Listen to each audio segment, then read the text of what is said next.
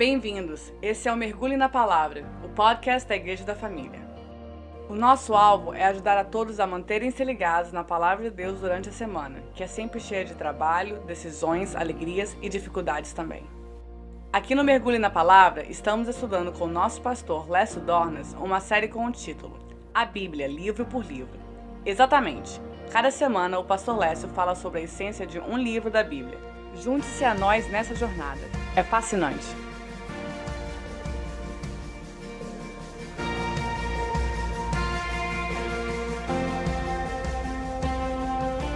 Olá, gente, com muita alegria, dando continuidade nessa série empolgante, a Bíblia livro por livro.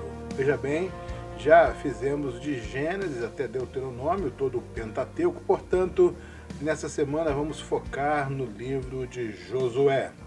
O título do livro é o mesmo de sua principal personagem humana, Josué. O nome Josué compõe-se de duas partes. A primeira é uma forma abreviada do nome divino Senhor, Yahvé. A segunda parte é a palavra hebraica que significa salvação. Desta forma, o nome significa o Senhor é a salvação. O nome descreve um papel especial que Moisés quis que Josué desempenhasse quando deu-lhe este outro nome em Números capítulo 13, versículo 16. O seu nome anterior, Oséias, significava ele salvou. O nome Oséias não fica claro, não deixa claro quem é a pessoa ou Deus que salva. Ao mudar o nome para Josué, Moisés quis deixar explícito que o Senhor é a fonte da salvação. De um modo geral, o livro de Josué recorda a dedicação da nação, do capítulo 1 até o capítulo 5. Fala sobre a derrota do inimigo, capítulo 6 até o capítulo 12. E, por fim, a divisão da terra, capítulo 13 ao capítulo 24. Josué lidera Israel de vitória em vitória, enquanto eles seguem ao Senhor e reivindicam sua herança prometida. Josué nasceu durante o cativeiro egípcio, saiu dali com o povo e com Moisés. Logo, logo, Josué se tornou um dos grandes ajudadores de Moisés, o maior líder dos hebreus. Ele foi uma testemunha dos grandes acontecimentos vivenciados no deserto. Quando os 12 espias foram enviados para ver a terra, ao retornarem depois de 40 dias, Josué e Calebe foram os únicos a afirmarem que era possível possuir a terra e tentaram também encorajar o povo a fazê-lo sem ignorar as reais dificuldades. O autor desse livro fascinante foi Josué, como lemos no capítulo 24, versículo 26. Josué escreveu essas palavras no livro da lei de Deus. Tomou uma grande pedra e a erigiu ali debaixo do carvalho que estava no lugar santo do Senhor. O livro foi escrito por volta do ano 1425 a.C. e cobre um período de cerca de 25 anos. Josué é o primeiro livro histórico do Antigo Testamento, segundo a tradição cristã. Se tivermos que apontar um versículo-chave no livro de Josué, não conseguiríamos fugir de Josué 1:8. Não cesses de falar deste livro da lei, antes medita nele dia e noite, para que tenhas cuidado de fazer segundo tudo o que nele está escrito. Então farás prosperar o teu caminho e serás bem-sucedido. Como não poderia deixar de ser, o pensamento-chave do livro é tomar posse. É um livro de progresso, conquista, posse e divisão sistemática da terra. Com um novo líder, Israel vivencia novas experiências, novas vitórias, novas conquistas e novos problemas também. Porém, a orientação de Deus, o seu poder e encorajamento eram os mesmos. Josué é, portanto, a personagem principal do livro que leva o seu nome. Não vamos errar se olharmos esse livro a partir de 3 grandes blocos ou divisões. A conquista da Terra Prometida, primeiro bloco, capítulo 1 até o capítulo 12. O estabelecimento do povo na terra e sua distribuição pelas tribos, capítulo 13 até o 21, formam o segundo bloco. E o final da carreira de Josué e sua despedida formam o terceiro bloco, do capítulo 22 até o 24. Na primeira parte, temos uma sequência eletrizante. Vejam bem, os preparativos, capítulo 1 e capítulo 2, a passagem miraculosa do Jordão, capítulo 3 até o capítulo 5, a conquista de Jericó, estupenda, capítulo 6 e capítulo 7, a tomada de Ai, capítulo 8, a cerimônia no Monte Ebal, do versículo 30 ao 35 do capítulo 8, o tratado de Israel com Gabão, capítulo 9, a conquista do sul da Palestina está no capítulo 10, no capítulo 11 a conquista do norte, e a primeira parte do livro se dá com um grande resumo no capítulo 12, o seu término. A segunda parte, temos as tribos ao leste do Jordão a serem conquistadas, no capítulo 13, as do oeste do Jordão, capítulo 14 ao 17, as demais tribos estão no capítulo 18 e 19, e as cidades de refúgio e dos levitas estão nos capítulos 20 e 21. Temos ainda a terceira parte, que ali a volta das tribos transjordanianas está no capítulo 22. O último discurso de Josué, vale a pena determos-nos nele, capítulo 23. A grande assembleia de Siquém e os apêndices estão no capítulo também 23 e 24. Vale a pena destacar que no primeiro capítulo do livro, Deus fala diretamente com Josué, como falava antes com Moisés. Imaginem vocês esse diálogo do Senhor com o seu líder. Trata-se do chamado específico de Josué. A sequência aqui é tocante. Preste atenção. Moisés está morto. Primeira palavra de Deus a Josué. Mas será que Josué não sabia disso? Por certo que sabia. O que Deus queria era que Josué agisse como Josué e não tentasse imitar Moisés, embora devesse seguir o exemplo do grande líder no que se referia à fidelidade a Deus e à obediência à sua palavra. Depois Deus disse para Josué: dispõe-te agora, passa esse Jordão. Ao invés de ficar deprimido, olhando para trás e lamentando a morte de Moisés, Josué é convocado a olhar para frente e liderar com ânimo o povo de Deus em sua entrada na terra prometida. A terceira palavra de Deus foi: ninguém te poderá resistir todos os dias da tua vida. Deus promete a sua presença, cuidado e proteção, mais que isso, Deus assegura a vitória do seu povo sob a liderança de Josué, não apenas para o primeiro momento de conquista da terra, mas por todos os dias da vida do novo líder dos hebreus. A quarta palavra: ser forte e corajoso. Josué teria que ter coragem, mas será que ele ainda não tinha? Certamente que sim, pois Deus jamais confiaria a liderança do seu povo a um covarde ou vacilante.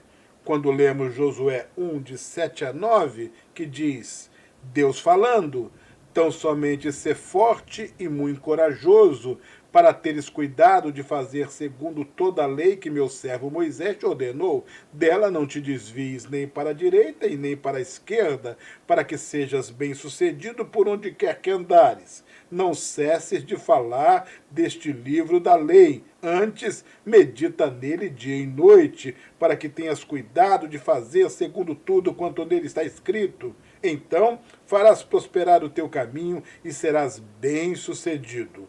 Não te mandei eu? Sê forte e corajoso. Não temas nem te espantes, porque o Senhor teu Deus é contigo por onde quer que andares. Aprendemos que a coragem a que Deus se referia era para obedecer a sua palavra. É preciso ter mais coragem para obedecer a Deus do que para guerrear contra gigantes. Por outro lado, quando temos coragem de obedecer ao Senhor, não nos faltará coragem para mais nada nesta vida. Em seguida, Deus disse a Josué: o Senhor teu Deus é contigo por onde quer que andares. Josué não será abandonado, Deus estará sempre com ele. Ao prometer sua presença, o Senhor gera segurança e paz ao coração do novo líder dos exércitos de Israel. Um outro destaque está em Josué capítulo 2, versos 10 e 11, onde lemos: porque temos ouvido que o Senhor secou as águas do Mar Vermelho diante de vós, quando saíis do Egito, e também o que fizestes aos 2 reis dos amorreus, Seom e Og, que estavam além do Jordão, os quais destruístes. Ouvindo isso, desmaiou-nos o coração, e em ninguém mais há ânimo algum, por causa da vossa presença, porque o Senhor vosso Deus é Deus em cima nos céus e embaixo na terra. Deus ia diante do seu povo e demonstrou isso no temor que ele colocou no coração dos cananeus. Veja ainda que, embora a terra tivesse sido dada a Israel, Gênesis capítulo 15, de 18 a 21, que diz: naquele mesmo dia Deus, o Senhor, fez aliança com Abrão, dizendo: a tua descendência dei esta terra, desde o rio do Egito até o grande rio Eufrates, o Queneu, o Quenezeu, o Cadmoneu, o Eteu, o Ferezeu, os Refaíns, o Amorreu, o Cananeu, o Girgazeu e o Jebuseu. Era necessário que os israelitas fossem e tomassem a posse desta terra. Ao fazerem-no, Deus lhes deu a vitória. O extermínio dos cananeus, capítulo 6, versículo 1 e capítulo 10, versículo 28, foi executado por ordem direta de Deus. Isso era absolutamente necessário para purificar a terra para a ocupação do povo escolhido do Senhor. É inteiramente justificável, pois Deus havia dado 400 anos extras para o arrependimento. Lemos em Gênesis capítulo 15, versículo 16. Na 4ª geração tornarão para aqui, porque não se encheu ainda a medida da iniquidade dos amorreus. Numa ponte com o Novo Testamento, vemos que o homem Josué é a imagem do nosso Senhor Jesus Cristo, que ganhou a vitória contra o pecado e Satanás e é quem dá descanso para aqueles que confiam nele. Lemos em Hebreus capítulo 4 e também Mateus capítulo 11, versos 28 a 30. Josué sabia que ele era o segundo no comando, basta ler capítulo 5, versículos 13 a 15, e sua carreira ilustra a vitória que temos pela fé. Uma boa olhada em João, 1 de João, capítulo 5, de 1 a 5, todo aquele que crê que Jesus é o Cristo é nascido de Deus, e todo aquele que ama ao que o gerou, também ama ao que dele é nascido. Nisto conhecemos que amamos os filhos de Deus, quando amamos a Deus e praticamos os seus mandamentos. Porque este é o amor de Deus, que guardemos os seus mandamentos. Ora, os seus mandamentos não são penosos, porque todo que é nascido de Deus vence o mundo. E esta é a vitória que vence o mundo, a nossa fé. Quem é o que vence o mundo, senão aquele que crer ser Jesus, o Filho de Deus? Cada um de nós tem uma herança espiritual para tomar posse, uma terra para conquistar. E Josué nos mostra como fazer isso. A palavra herança é usada 58 vezes em Josué. Basta que nos lembremos do que Paulo escreveu aos Efésios, capítulo 1, versículo 11. Nele, digo, no qual fomos também feitos herança, predestinados segundo o propósito daquele que faz todas as coisas, conforme o conselho da sua vontade. E ainda, Colossenses capítulo 1, versículo 12. Dando graças ao Pai, que nos fez idôneos à parte que vos cabe da herança dos santos na luz. A inacreditável graça de Deus é mostrada também na inclusão de Raabe, a prostituta, na linhagem messiânica, conforme o Evangelho de Mateus, capítulo 1, versículo 5. O livro de Josué termina com um dos apelos mais fortes e tocantes de toda a Bíblia, que hoje ainda impacta profundamente as nossas vidas. Este apelo está em Josué capítulo 24, versículos 14 e 15. Agora, pois, temei ao Senhor e servi-o com integridade e com fidelidade. Deitai fora os deuses aos quais serviram vossos pais da além do Eufrates e no Egito, e servi ao Senhor. Porém, se vos parece mal servir ao Senhor, escolhei hoje a quem servais. Se aos deuses a quem serviram os vossos pais que estavam da além do Eufrates, ou aos deuses dos amorreus, em cuja terra habitais. Eu e a minha casa, porém, serviremos ao Senhor. O foco final recai sobre a casa, sobre a nossa família, sobre a minha família e sobre a sua família, querido. Que você possa dizer como fez Josué: eu e a minha casa serviremos ao Senhor. Mas você pode dizer isso? Você e a sua casa já estão a serviço do Senhor? Queira Deus que sim. E com este apelo, ficamos por aqui. Na próxima semana, voltaremos com o livro de Juízes, dando seguimento à série A Bíblia, livro por livro, no podcast da Igreja da Família. Assine o nosso canal no Apple Podcast e siga-nos no Spotify para ser notificado dos próximos episódios. Um grande abraço e até a próxima semana.